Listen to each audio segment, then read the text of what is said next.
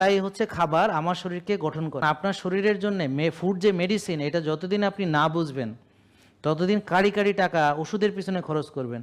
কিন্তু খাবার যে আপনার শরীরের জন্য মেডিসিন, এটা যতদিন না বুঝবেন কাড়ি কাড়ি টাকা ওষুধের পিছনে খরচ করবেন। কিন্তু আপনি সস্তা খাবার খেয়ে সেই রুগীই হবেন আর ওষুধই খাবেন। এটার যে চক্র, সেখান থেকে আর বেরোতে পারবেন না।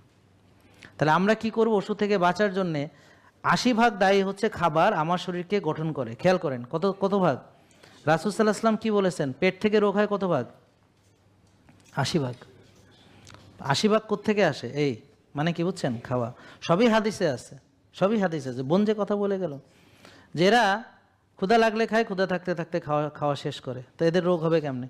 আচ্ছা আপনি বলেন, আমি যদি 5 ওয়াক্ত নামাজ মসজিদে পড়ি, আমি যদি এশার পরে ঘুমাই, আমি যদি ভোরে উঠি তাহাজ্জুদ পড়ি এবং সোম বৃহস্পতি রোজা রাখি, চাঁদের রোজাগুলো রাখি, আমি বীজের রোজা রাখি, রমজানের 30টা রাখি, এরপর আরও 6টা রাখি, তারপরে হজের রোজা রাখি, আরও কত রোজা আছে না, রাখি যদি সব, আর যদি হালাল তৈবের বাইরে না খাই এবং যদি 1 ভাগ খাই, 3 ভাগের 1 ভাগ এবং 1 ভাগ পানি, এতটুকু যদি মানে, আমি আপনাকে গ্যারান্টি দিলাম 90% রোগ হবে না ইনশাআল্লাহ।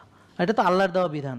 হ্যাঁ, এর পাশাপাশি আমাকে কি করতে হবে? একটু রোদ্রে যাওয়া, একটু ঘাসে হাঁটা, একটু শ্বাসের ব্যায়াম করা, তারপর ওই যে কফি নেওয়া, ডিটক্সিফাই করা, ফার্মেন্টেড ফুডস খাওয়া, বুঝছেন?